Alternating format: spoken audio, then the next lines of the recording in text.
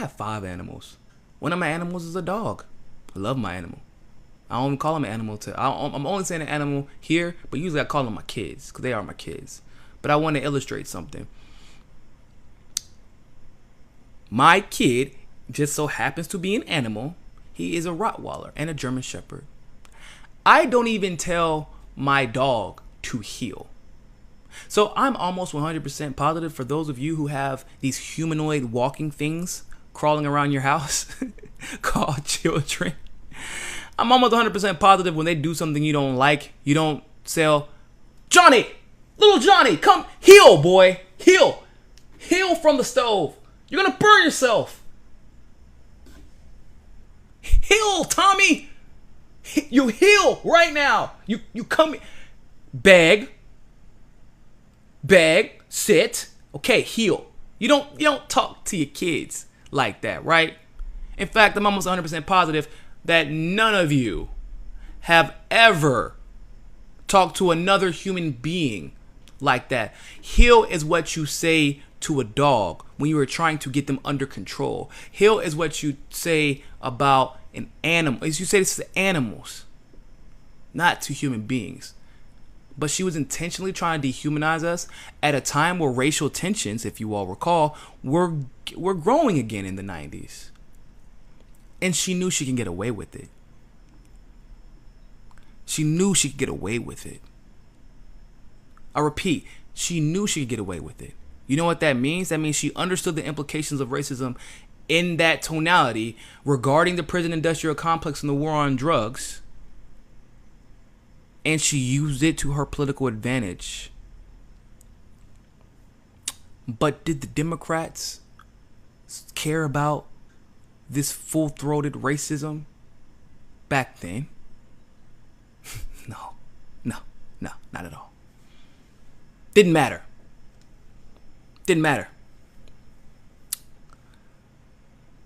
If the only time the Democrats care about equal rights for marriage, which by the way they didn't care, remember?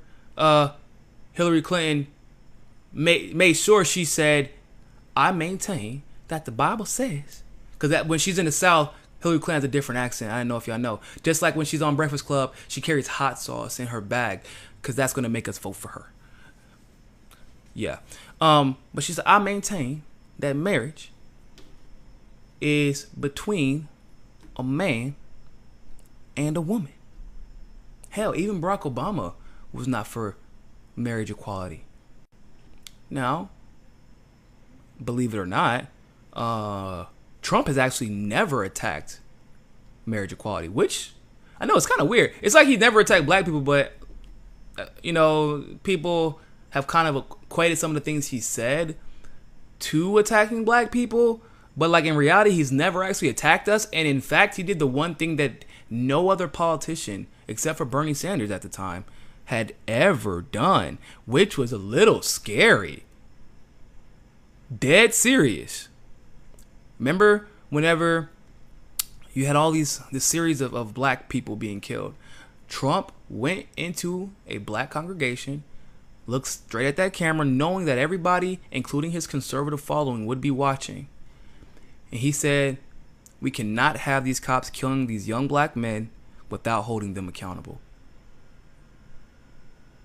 Bruh. Hillary would never say something like that. And granted, let's be very clear about something. Do I know if he believed that?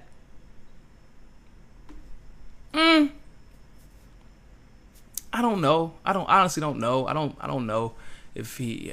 I'm not gonna presume to know. Okay. But I will say that at least he said it. Democrats won't even say that. Hillary Clinton had never asked for a cop to be held accountable. And so the one time that I have on record that, the first time that we know that he addressed black people directly, it was actually to say that cops should be held accountable. And the cop, I can't remember who was killed at the time. I want to say it was Philando Castile, but he said that cop should have been held accountable, which is like, That's a good thing for anybody to say. So TYT pretending as if Trump is uniquely racist is hilarious. And Democrats pretending as if they care that Trump is uniquely racist is also hilarious. Because y'all don't care. Y'all don't care about the marginalized until it's time for us to vote. Now you don't care about what happens to the marginalized until you see what's on social media. And, well, right now, ahorita, now the only time y'all don't even care about what's actually happening to the marginalized. You just inject narratives into social media because y'all have taken over Facebook and Twitter and YouTube and try to convince us what's important. And we're like, but nah, this is actually what's most important to us. Like, can I pay my bills? Can I get a job that I can feed my family with? Can I run for office without having to worry about you getting paid from every major corporation under the sun so I can help my community? Hell no! This is important. Look at this. Look at what Donald Trump is doing. He called Haiti a shithole. But also, Clinton definitely, destroyed the entire nation and has been literally pimping Haiti out. But let's not pay attention to that, though. It's really weird how Democrats pick and choose what they care about. Cenk loves talking about how Trump is destroying the fabric of our democracy. But Cenk don't talk about election fraud. Not to my knowledge. Cenk has never talked about the military-industrial complex in a substantive way since Trump has gotten to office. You've actually been beating the fucking war drums. You've been beating the war drums for North Korea.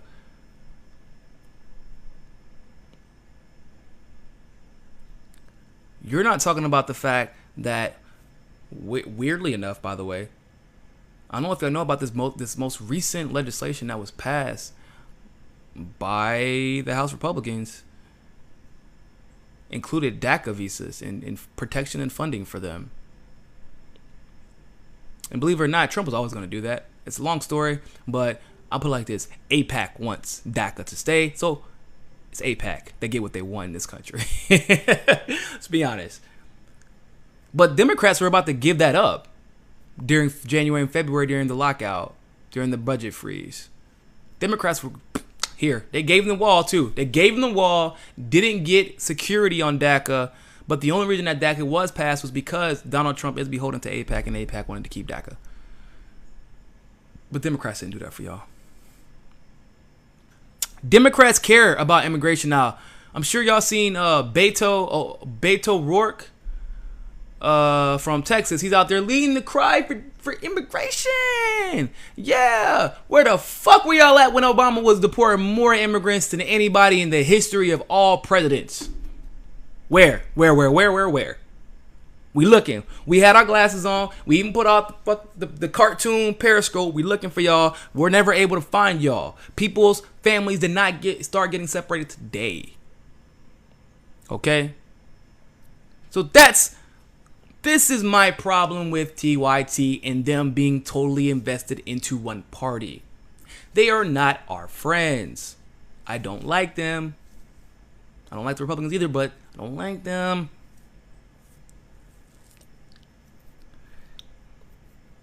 So, you can probably imagine my lack of surprise whenever I found out that Nomiki was fired just a week after we found out that the Democrats finally moved on superdelegates. And they were not happy about it at all because they are not going to be able to even announce who they're supporting until the first clear stalemate.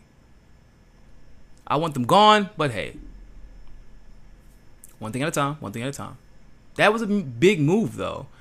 The Unity Commission, in my opinion, had not really had any substantive goals until that one came along. And for that to piss so many donors off, you kind of knew that the company who took $20 million from the top 3 donors of the Democratic Party were going to probably be pissed. understand, it was just 2 weeks ago that Nomiki was at the Webbies with Hassan Piker. You know, the new TYT college bro who used to call himself Woke Bay because article got written about him calling him Woke Bay. So he literally used that term to refer to himself. He would start his segments off with, "Hey, it's me, Woke Bay." Like, that's really weird, by the way. He's a young guy, though. So, yeah, I don't have any real problem with him either. I just think that he's just eye candy for the camera for TYT, which, whatever. But she was on the Webbies, actually heaping praise on TYT, saying how good it was that they were independent and that they can talk about the things that they want. Woo! I was laughing when she was saying it. I can't lie. I was laughing. She was like, they're so independent and we can talk about anything we want to talk about, and we're not, censored at all. You better talk. You must have not talked to Jimmy in a while. But you see why people could probably have problems with some of the Justice Democrats that y'all brought on? You think that people could have problems with the lack of even-handed coverage that you have displayed over the last 2 years? Because all your eggs seem to be in one big-ass basket called the Democratic Party, whether it's with brand new Congress, whether it's with the Justice Democrats, which Ocasio is one of, but she was she was there in the very beginning, and she don't really talk about it that much. There's a reason for that.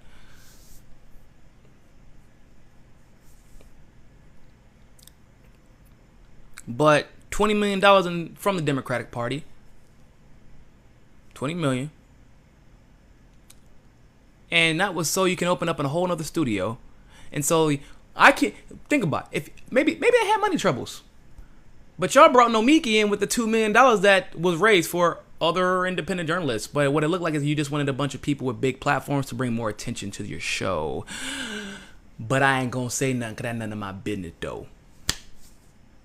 Okay, so $2 million, and then you got $20 million less than a year ago. Y'all spent $20 million on a YouTube channel less than a year ago, with all the memberships, with all the YouTube revenue, all the Facebook revenue that you're getting, all like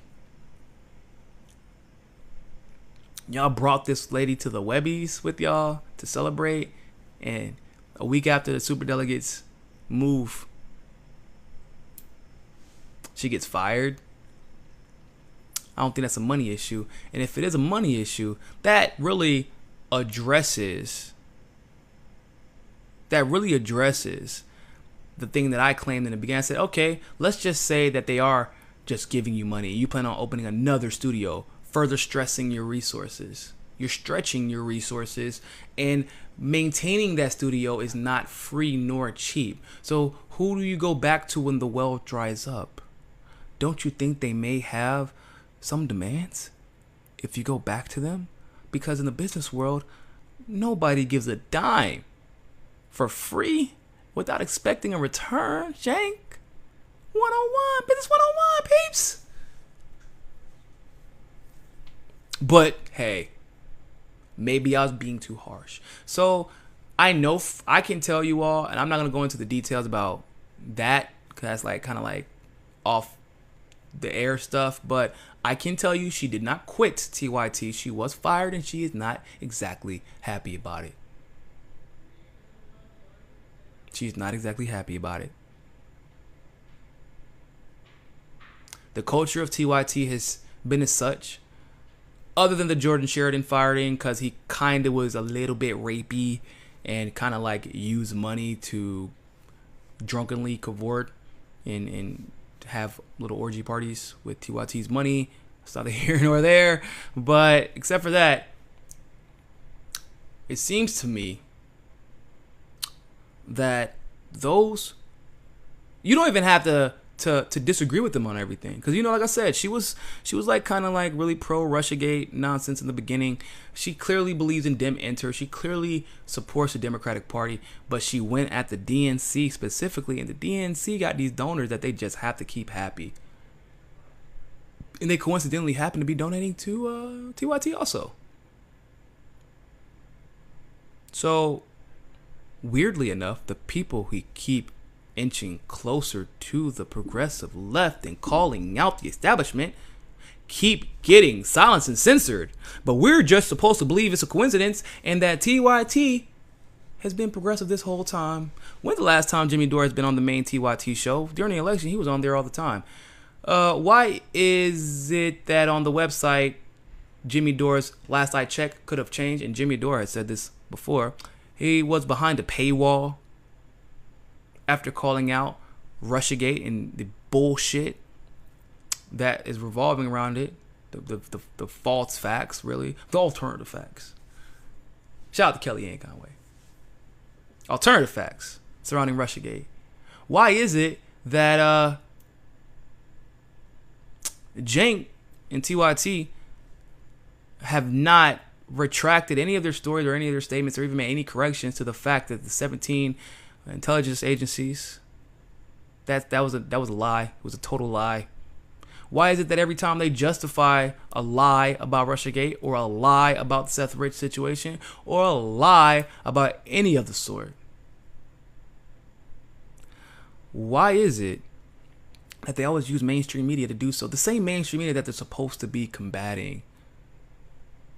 You said our goal is to get big money out of politics. Then why are you taking big money from the same donors who are paying to keep big money in politics? If Nomiki, who is not even my idea of a real, a super progressive, if she is too far left for you, if she is too critical of the Democratic establishment, if she is too critical of the Democratic establishment for you, what is your definition of progressive? What's left? Hey, but just attack Donald Trump. They'll forget about all this, right? They'll forget about all that. All of that.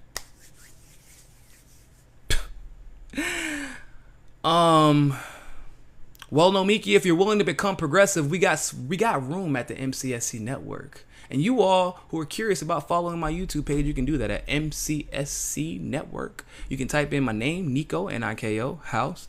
You can join me on JustNForm. I encourage you to do so. You can register by going to JustNForm. Cindy already got it up. That's what I'm talking about, Cindy. Way to be ahead of the game. And like I said, for those of you who do want to donate to my GoFundMe, for all the crazy stuff that has happened to me by police officers at a weirdly coincidental time, like being put in the hospital after the cops were called on someone else in Burger King. And they said, oh, wait a minute, there's a big black guy. He's probably the one who started all this. Let's tear his rotator cuff and arrest his friend for asking them to put their gun away. Yeah, that's been my life over the last couple of months. Oh, and I'm being stalked by Broward County's police department, Broward County Sheriff's Office. So that's been fun too. Yeah. So definitely go to my GoFundMe on my Twitter page at Niko CSFB. If you have not, if you did, greatly appreciate it. We are almost at our goal. We are only $600 away. And for those who have helped us get so far, oh my God, I cannot thank you enough. Tim, appreciate you having me on, Unc. You already know I'll fill in any day you want me to. Can't wait to be on again. We had a great show. I really had a fun time with you all. And like I said, please, if you haven't yet, go to Tim's Patreon. Support him. Support what he is doing. I can say with 100% certainty, progressive independent journalism would not be where it is, and the progressive movement would not be where it is without Tim giving the platform to those we agree with, even to those that we disagree with. But it's nice to remind ourselves why we disagree with them. This movement would not be where it is without Tim Black. And of course, like I said, as a partner, because we are partners now in JustNForm, and as a friend, as a colleague, I have the utmost respect for him. And I hope that when this is all said and done, 20, 25 years from now, whenever we look back, we will all say, wow, what the hell did we ever do without Tim Black? And as for me, Like I said, you can follow me on Twitter at NikoCFB. CSFB at Niko. I'll write it down.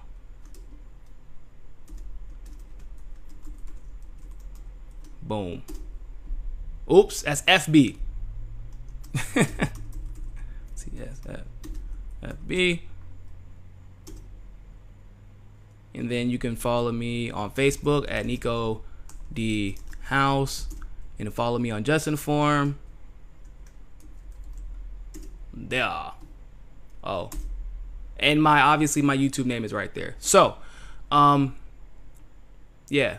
It's about that time to call it a night.